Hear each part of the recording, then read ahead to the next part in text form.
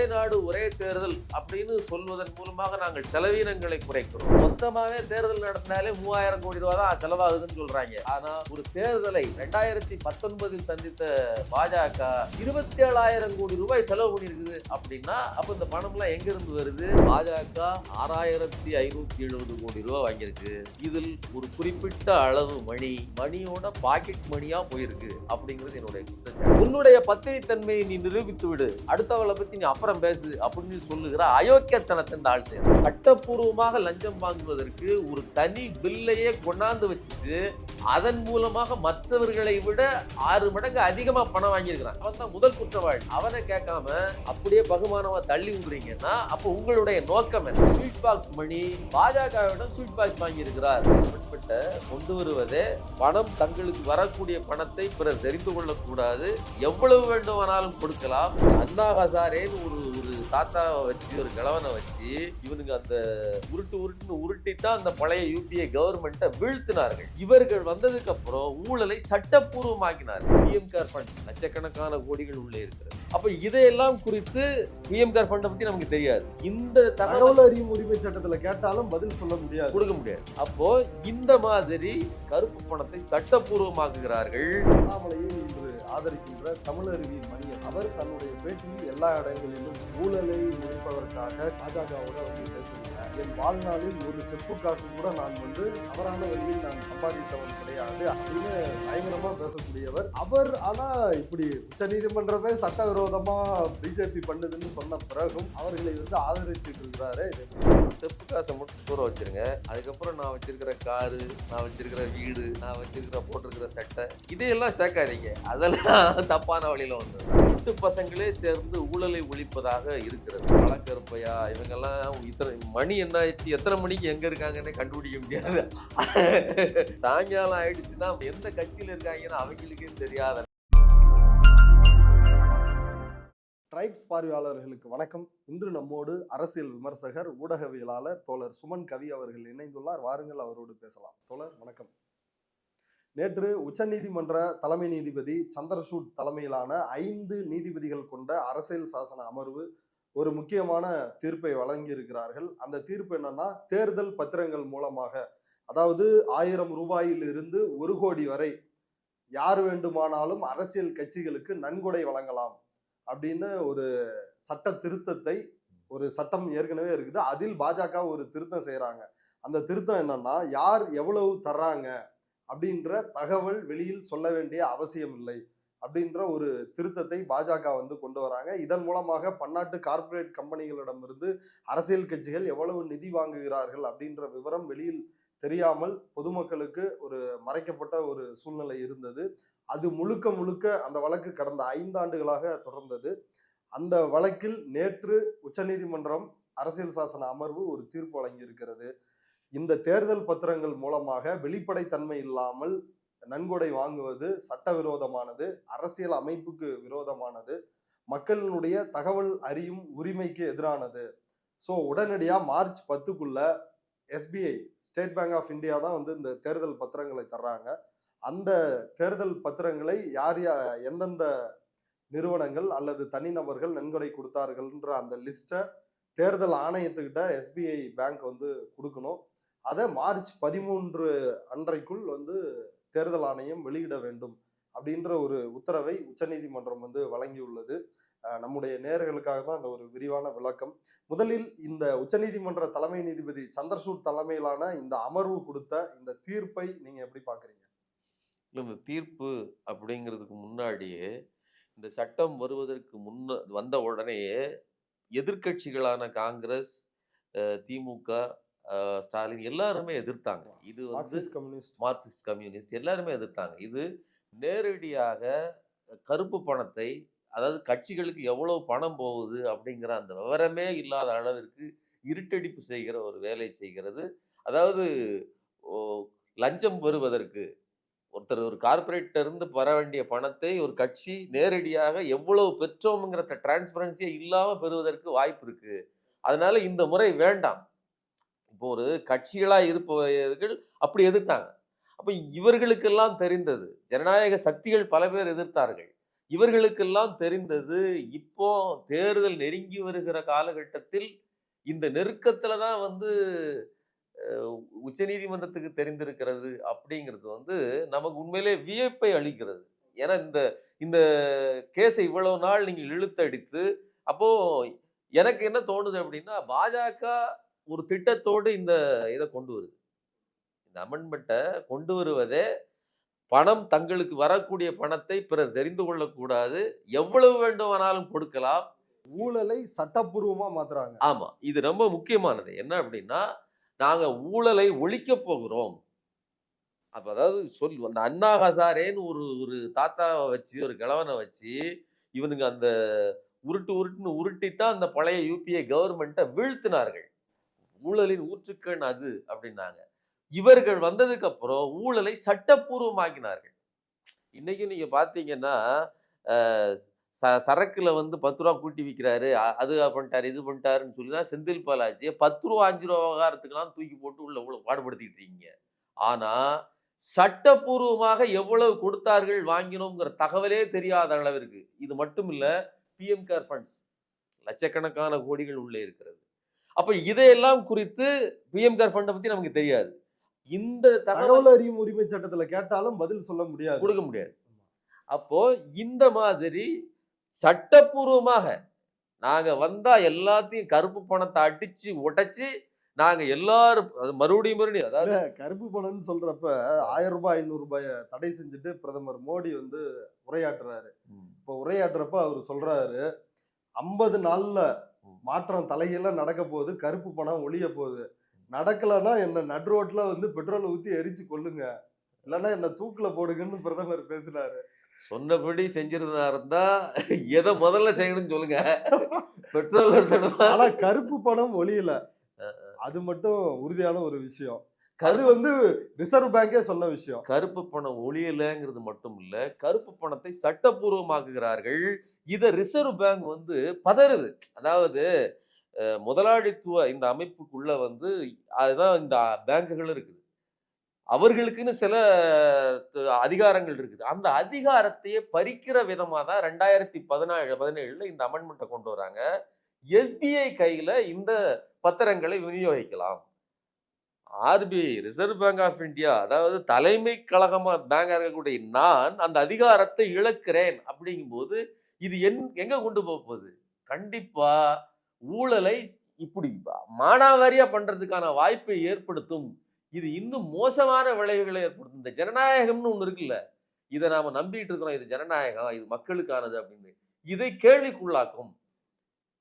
இப்ப இந்த ஊழலை சட்டப்பூர்வமானதுன்னா அது எப்படி, கொஞ்சம் விளக்குங்களேன். ஊழலை சட்டப்பூர்வமானதுன்னா, இப்ப இந்த இதுல பெறப்பட்ட தொகை இருக்கு இல்லையா? இப்போ எல்லா கட்சிகளுமே, கட்சிகள் என்பவை பணத்தை மக்களிடம் இருந்தோ அல்லது நிறுவனங்களிடம் இருந்தோ நன்கொடையாக பெற்றுத்தான் இயங்க முடியும். ஒரு முதலாளித்துவ கட்சிக்கு நன்கொடைகள் இல்லாம அது என்ன பிசினஸா பண்ணிட்டு இருக்குது? அப்ப நன்கொடை பெறத்தான் செய்யணும். அதுல மாற்று கருத்து இல்லை. ஆனா இவர்கள் கொண்டு வந்த திருத்தம் என்பது எந்த கட்சி எவ்வளவு கொடுக்குதுன்னு தெரியாது. இப்போ நீங்க எஸ்பிஐல போய் 1000 ரூபாயில இருந்து 1 கோடி ரூபாயில வரைக்கும், அதாவது 1000, 10,000, 20,000 அப்படின்னு பத்திரங்கள் இருக்கும். அந்த பத்திரங்களை இந்த கட்சிகள் பேர்ல நீங்க இன்வெஸ்ட் பண்ணலாம். அந்த பெறப்பட்ட கட்சி இந்த பத்திரங்களை கொண்டு போய் கொடுத்ததுன்னா பணத்தை கொடுத்துருவாங்க. இந்த பணத்தை எந்த நபர் உங்களுக்கு கொடுத்தார் அப்படிங்கிறது உங்களுக்கும் தெரியாது. சரிங்களா? வாங்கின கட்சி எது அப்படிங்கிறத பத்தி பேங்குக்கு தெரியும், மேல இருக்கவர்களுக்கு தெரியுமே தவிர வேற யாருக்கும் தெரியாது. சோ மொத்த பணம் எவ்வளவு போய் சேர்ந்தது அப்படிங்கிற தகவலும் இருக்காது. இப்ப எந்த அளவுக்கு நிதி பெறப்பட்டிருக்குது, அந்த டேட்டா சொல்லுங்களா? நான் இதை சொல்லிடுறேன். இந்த சட்ட திருத்தத்தின் மூலமாக பணம் கொடுப்பவர் யார், அவர் ஏன் கொடுத்தாரு அப்படிங்கிறதுக்கு அவர் கணக்கு காட்ட வேண்டிய அவசியமே கிடையாது. எந்த கட்சிக்கு கொடுத்தார் அப்படிங்கிறது யாருக்கும் தெரியாது. அப்படிங்கிற இந்த மறைமுகத்தன்மை, அதாவது டிரான்ஸ்பரன்சியே இல்லாத ஒரு மூடுமந்திரமாக இருக்கக்கூடிய தன்மை இந்த சட்டத்தில் இருக்கிறது. இதன் மூலமாக எதிர்கட்சிகளுக்கு அவன் ஏன் கொடுக்க போறான்? அப்போ முழுக்க ஆளும் கட்சியாக அதிகாரத்தில் இருக்கக்கூடிய இவர்கள் பெறுவதற்காகவே இந்த சட்ட திருத்தத்தை கொண்டு வராங்க. பாஜக தங்களுக்கு தாங்களாகவே மக்களால் மக்களுக்காக தங்களுடைய தேவைக்காக செய்யறாங்க. எப்படி எவ்வளவு வாங்கியிருக்காங்க அப்படின்னா, மொத்த தொகை இந்துல வந்த தகவல் பாஜக 12,000 கோடியில் 6,570 கோடி ரூபாய் பெற்றிருக்கு. அதாவது 58% பணம் பாஜக மட்டும் பெற்றிருக்கிறது. காங்கிரஸ் 1,123 கோடி ரூபாய், பிஆர்எஸ் 912 கோடி ரூபாய், திரிணாமுல் காங்கிரஸ் 823 கோடி ரூபாய், பிஜு ஜனதா தளம் 774 கோடி ரூபாய். இந்த வரிசையில திமுக 616 கோடி ரூபாய். இப்ப இந்த விவகாரத்தை எல்லாம் நம்ம பேசும்போது பாஜக தன்னுடைய தேவைக்காக செய்கிறது. இதுல மற்றவர்களும் இதே இதுக்குள்ள தானே வாங்கியிருக்கிறாங்க அப்படிங்கிற கேள்வி. இல்ல அந்த கேள்வி இயல்பானது தானே. இப்ப திமுக எதிர்க்குதுன்றீங்க, காங்கிரஸ் எதிர்க்குதுன்றீங்க, கம்யூனிஸ்ட் கட்சி எதிர்க்குதுன்றீங்க. இப்ப காங்கிரஸ் கட்சி 1,100 கோடி சம்திங் வாங்கியிருக்கிறாங்க. திமுக 600 கோடி சம்திங் பணம் வாங்கியிருக்கிறாங்க. அப்ப இவங்களும் இந்த மாதிரி கார்பரேட்டுகள்ட்ட இருந்து தானே வாங்கியிருப்பாங்க. எல்லா பணமும் கார்பரேட்டுகளால் மட்டுமே கொடுக்கப்பட்டது அப்படி இல்லை. அதாவது 10,000 எவ்வளவு பணம்னாலும் கொடுக்கலாம்ங்கிறது இருக்குது. சிறு முதலாளிகள், சின்ன சின்ன தொழில் செய்பவர்களும் அதில் தான் கொடுக்குறாங்க. இப்போ நீங்கள் கோயம்புத்தூர்ல இருக்கக்கூடிய சின்ன இண்டஸ்ட்ரி கூட கொடுக்கணும்னா இந்த வழியாக தான் கொடுக்கணும். வெளிநாட்டிலிருந்து வரக்கூடிய பணங்களும் இதன் மூலமாக தான் வரும். இப்போ இவங்க அதுக்கும் வழிவகை செஞ்சிருக்காங்க. ஃபாரின்ல இருந்து இந்த பணம் போடப்படுவதை எந்தவித கேள்வியும் கிடையாது. எவ்வளவு பணம் வருது, போக்குவரத்து எதுக்குமே தகவல் கிடையாதுன்னு திருத்தத்தை ஏற்படுத்தி வைத்திருக்கிறார்கள். அப்போ திட்டம் போட்டு செய்வதன் விளைவுதான். இப்போ நான் ஏற்கனவே சொன்னேன், ஒரு கட்சி நன்கொடை பெறாமல் வாழ முடியாது. அப்போ நன்கொடை இயல்பாக வந்தால் எவ்வளவு வருங்கிறதோட அடையாளம் தான் மற்ற கட்சிகள்லாம் 1000 கோடி வாங்கினது, 600 கோடி வாங்கினது, 700 கோடி வாங்கினது. இவர்கள் எல்லோரையும் விட, மொத்த கூட்டுத்தொகையை விட அதிகமா 58% இவர்கள் ஒரு கட்சி மட்டும் வாங்கியிருக்குன்னா அதை நம்ம புரிஞ்சுக்கணும். 6,600 கோடி 6,700 கோடி ரூபாய் வாங்குகிறார்கள்னா தங்களுக்கென்று இப்படி கணக்கில் வராமல் கொள்ளையடிப்பதற்கென்று திட்டமிட்டு வாங்கி இருக்கிறார்கள். இதுல ரொம்ப முக்கியமானது இன்னொன்னு என்னன்னா, கார்பரேட்டுகள் கொடுத்தது வெளிநாட்டிலிருந்து கொடுக்கப்பட்ட பணம். இந்த பணம் 90%. நாம இப்ப 52% மொத்த பணம். ஆனா கார்பரேட்டுகளால் வாங்கப்பட்ட பணத்தில் 90% பாஜக மட்டும் வாங்கியிருக்கு. அப்ப என்ன அர்த்தம்னா, கார்பரேட்டுகளின் நலனுக்காக அவர்களின் ஃபர்ஸ்ட் சாய்ஸாக பாஜக இருக்கிறது. அதுக்காகவே உருவாக்கப்பட்டதான் இந்த சட்டம். இப்ப 2019 தேர்தலில் ஸ்கிரால் இணையதளம் ஒரு தகவலை வெளியிட்டு இருந்தாங்க, ஒரு ஆய்வு ரிப்போர்ட். அதாவது பாஜக அந்த மக்களவை தேர்தலை, நாடாளுமன்ற தேர்தலுக்கு செலவு செய்த தொகை 27,000 கோடி அப்படின்னு. அந்த 27,000 கோடி முன்னாடி இது ஒரு ரொம்ப மினிமமா தெரியுது 6,700 கோடின்றது. நம்ம அதான் ஏற்கனவே சொன்னோம், பாஜக இது ஒரு வழி மட்டும்தான். இன்னொன்னு, நமக்கு கிடைக்கிற தகவல்களை வச்சா நமக்கு பேசிட்டு இருக்கிறோம். எவ்வளவு எந்த விதமாக பெறப்படுகிறதுங்கிறது பாஜகவை பொறுத்ததும் நேரடியாக முழுவதும் கிடையாது. பிஎம் கேர் ஃபண்டில் இவ்வளவு, அதாவது அது ஒரு பெரிய குழுக்கை மாதிரி ஒன்றை செஞ்சு இதுக்குள்ள எல்லாத்தையும் கொண்டாந்து கொட்டுங்கன்னா அதுக்குள்ள எல்லாரும் கொட்டிருக்காங்க. எவ்வளவு கொட்டப்பட்டது? இல்ல இப்ப திமுக யோக்கியமான கட்சி, காங்கிரஸ் யோக்கியமான கட்சி. இந்த கட்சிகள் எதுக்கு அவங்களும் தானே நன்கொடை வாங்கியிருக்காங்க? இந்த கேள்விய மூத்த பத்திரிகையாளர் மணி கேட்கிறாரு. இப்ப நான் என்ன கேட்கிறேன், ஒரு சட்ட திருத்தத்தை கொண்டு வரீங்க, இதெல்லாம் வேண்டாம், எங்களுக்கு இந்த முறை வேண்டாம் அப்படின்னு நாங்க அப்போஸ் பண்றோம். இதுதான் வழின்னு இருக்கும்போ, இப்ப நீங்க ஒண்ணும் இல்லைங்க, ஆதார் கார்டு வேண்டாம்னு நம்ம சொன்னோம், கண்களை எல்லாம் ஸ்கேன் பண்ணுது, ஆதார் கார்டு வேண்டாம்னு சொன்னோம். ஆனா ஆதார் இல்லாம உனக்கு செல்போன் கூட கிடையாது, செல்போன் கார்டு கூட கிடைக்காதுங்கிற நிலைமை வரும்போது நான் வேற வழி இல்லை வாங்கிடுறேன். நான் விரும்பி அதை செய்யல, சரிங்களா? அதே மாதிரி நீட் வேண்டான்னு அம்மாசியப்பன் ராமசாமிங்கிறவர் நீட் வேண்டான்னு சொல்ற நபர் தான். ஆனா அவர் பிள்ளை 20 லட்சம் ரூபாய் செலவு பண்ணி படிக்க வச்சுட்டு வந்திருக்கிறாரு. நீ 20 லட்சம் ரூபாய் செலவு பண்ணி படிக்க வச்சுட்டு வந்துட்டு ஆர்.என். ரவிட்ட சண்டை போடலாமா அப்படின்னு கேட்பது எவ்வளவு அயோக்கியத்தனமோ, அதே மாதிரியான அயோக்கியத்தனம் தான் திமுக 600 கோடி ரூபாய் இதுல வாங்கியிருக்கு. நான் என்ன சொல்றேன், ஏற்கனவே சொன்னதுதான், 600 கோடி ரூபாய் 700 கோடி ரூபாய் ஒரு கட்சி நிதியாக பெறுவது என்பது இயல்பாக நடக்கக்கூடியது. ஆனால் 6,000 கோடி ரூபாய் 10 மடங்கு ஒரு கட்சியை விட 10 மடங்கு அதிகமான தொகை. பிரதான எதிர்க்கட்சி 1000 கோடி ரூபாய், அதை விட 6 மடங்கு 5 மடங்கு அதிகமான தொகை. இது எப்படி வருது? அப்ப கார்ப்பரேட் நிதியில் 90%. இதையெல்லாம் நான் கேள்வி கேட்க மாட்டேன். நீங்க முதல்ல திமுக வெளியிடுங்க. நீங்க இல்ல காங்கிரஸ் அதான் இப்ப பத்திரிகையாளர் மணி வந்து ஒரு கேள்வி வந்து எழுப்புறாரு. ம்.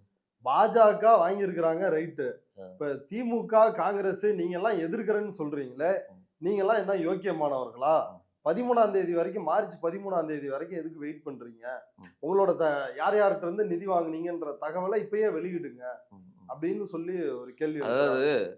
முதல்ல நான் இதுல இருந்து பாஜக 6570 கோடி ரூபாய் வாங்கியிருக்கு. இதில் ஒரு குறிப்பிட்ட அளவு மணியோட பாக்கெட் மணியா போயிருக்கு அப்படிங்கிறது என்னுடைய குற்றச்சாட்டு. இல்லன்னா இப்படி கொஞ்சம் கூட கூச்சம் இல்லாமல் உன்னுடைய பத்தினித்தன்மையை நீ நிரூபித்து விடு, அடுத்தவளை பத்தி நீ அப்புறம் பேசு அப்படின்னு சொல்லுகிற அயோக்கியத்தனத்தை இந்த ஆள் செய்யறான். அது பாஜக அப்படிதாங்க இருக்கும். நீ ஒழுக்கமா இரு. பாஜக திட்டமிட்டு இந்த மசோதாக்களை மாற்றி அமைச்சிருக்குது. 2017 அமெண்ட்மெண்ட் கொண்டு வருது. அதுவும் எப்படி கொண்டு வரான்? லோக்சபாவில கொண்டு போய் அதை நிறைவேற்றி நேரடியா சட்டமாக்குறான். எந்த எதிர்ப்புமே இல்லாம. மணி பில் ஆமா. பண மசோதா பண மசோதாவை அதை கொண்டு வர்றான். நீங்க அது ராஜ்யசபாவுக்கு வராது. அதையும் நீங்க சொல்றீங்க உங்க வாயால. உங்களுக்கு எல்லாம் தெரியுது.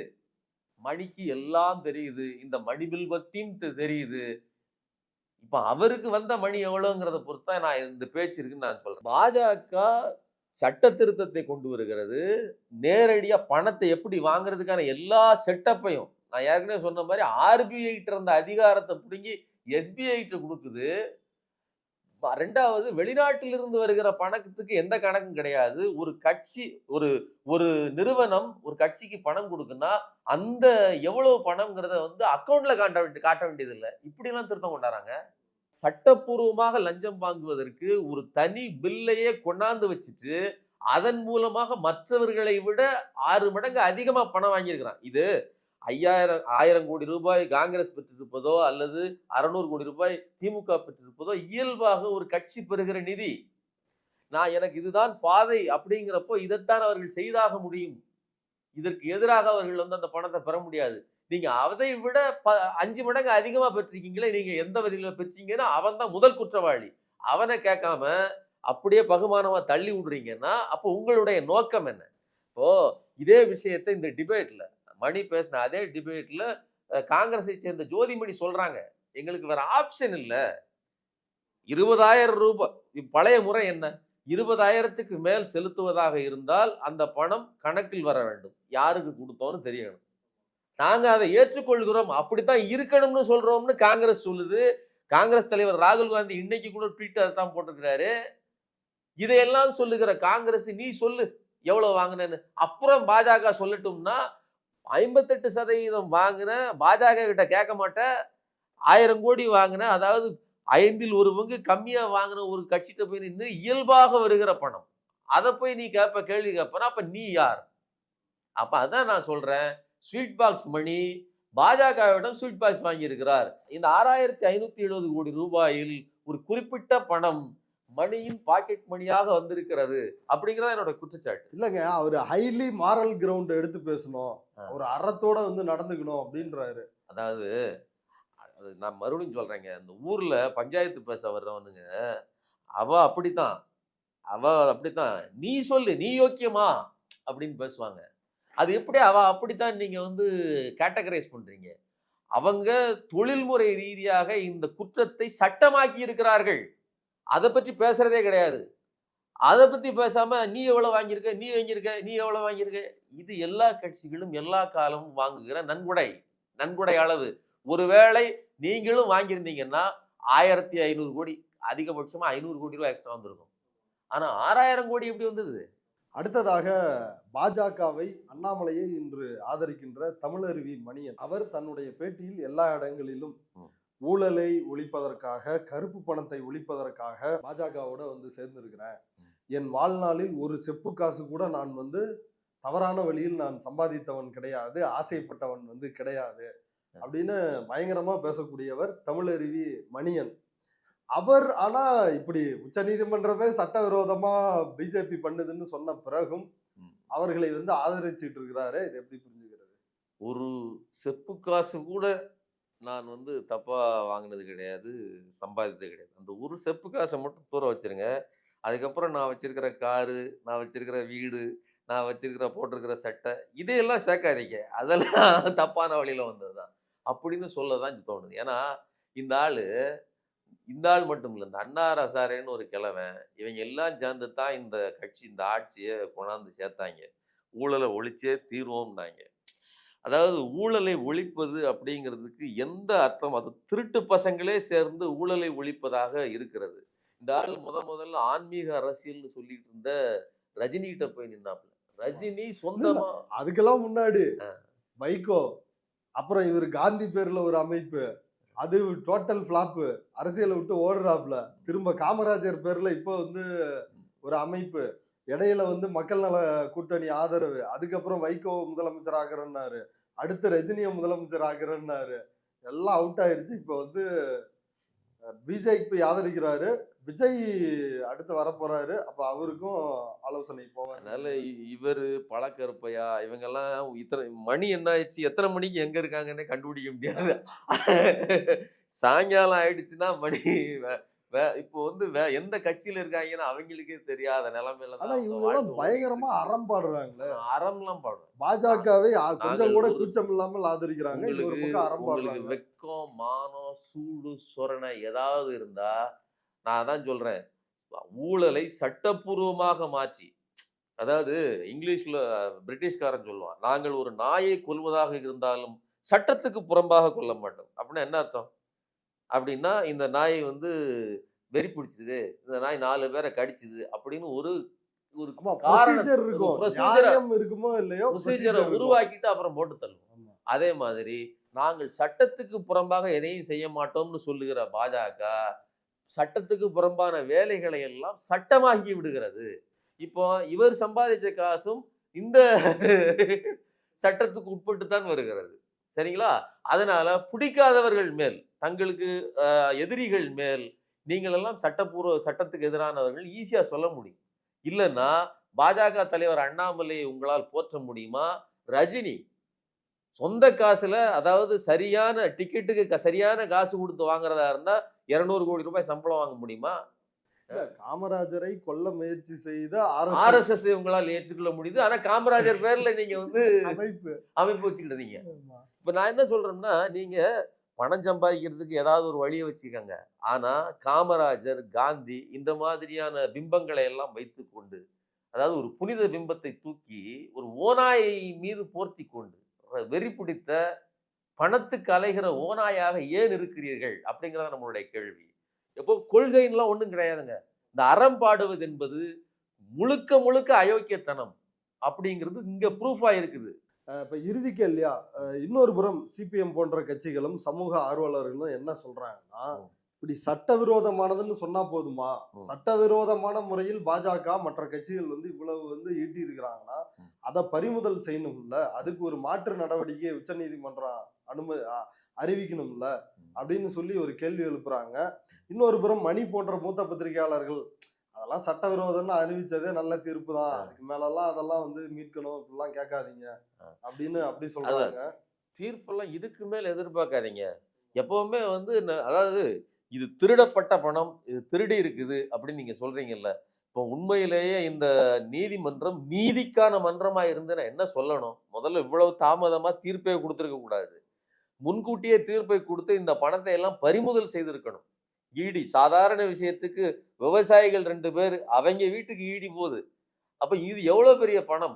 6,500 கோடி என்பது எவ்வளவு பெரிய பணம்? எத்தனை பேர் இதுல கைது செய்யப்பட்டு உள்ள இருக்கணும்? ஆமா, பாஜக காரங்க வீட்டுக்கு தான் முதல்ல இடி போயிடுது. முதல்ல ஈடி போகணும். அப்ப அந்த வேலையை செஞ்சிருக்கணும். குறைஞ்சபட்சம் தன் அதிகாரத்தை பயன்படுத்தி நாளைக்கு மொத்த பணமும் பறிமுதல் செய்யப்படும். வாங்கிய பணம் ஃபுல்லா. இது இது சட்டவிரோதம்னா அந்த பணம் ஃபுல்லா சட்டவிரோத பணம் தானே. பறிமுதல் செய்யப்பட்டிருக்கணும். அது தேர்தலுக்கு பயன்படுத்தப்பட்டிருக்கணும். இப்ப இவனுங்கெல்லாம் என்ன சொல்றாங்க? ஒரே நாடு ஒரே தேர்தல் அப்படின்னு சொல்வதன் மூலமாக நாங்கள் செலவீனங்களை குறைக்கிறோம். மொத்தமாவே தேர்தல் நடத்தினாலே 3000 கோடி ரூபாய் தான் செலவாகுதுன்னு சொல்றாங்க. ஆனா ஒரு தேர்தலை 2019 சந்தித்த பாஜக 27,000 கோடி ரூபாய் செலவு பண்ணியிருக்குது அப்படின்னா எவ்வளவு விளம்பரம், எத்தனை ஊடகங்களை காசு கொடுத்து வாங்குறீங்க? அப்ப இந்த பணம்லாம் எங்க இருந்து வருது? நாம அதான் ஏன் சொன்னோம். ஒரு ஒரு விஷயத்தை மட்டும் தான் நீங்க பேசுறீங்க. அதாவது பணம் கொட்டி கொண்டிருக்கிற பிஎம் கேர் ஃபண்டுங்கிற விஷயத்தை நாம் பேசவே இல்லை. இப்பவும் இது நிறுத்தி இருப்பது என்பது மற்ற கட்சிகளை நெருக்கடிக்குள்ளாக்குவது தானே தவிர பாஜக இதனால் நெருக்கடிக்குள்ளானதாக நமக்கு தெரியவில்லை. இந்த பணம் வருகிற தேர்தலில் இன்னும் வேலை செய்யும். இதை பற்றியெல்லாம் இப்ப இந்த பணத்தை எல்லாம் பறிமுதல் பண்ணணுங்கிறத பற்றியெல்லாம் பேசாத ஊடகவியலாளர்கள் நீ யோக்கியமான அடுத்தவர்களை பார்த்து கேட்பது என்பது பாஜகவுக்கு பகுமானமாக முட்டுக் கொடுப்பது, வேலை செய்வது அப்படிங்கிறத நான் சொல்றேன். ஓகே தோழர், இவ்வளவு நேரம் எங்களுடைய பார்வையாளர்களுக்காக உங்களுடைய நேரத்தை ஒதுக்கி கருத்துக்களை பகிர்ந்துட்டது மிக்க நன்றி. நன்றி.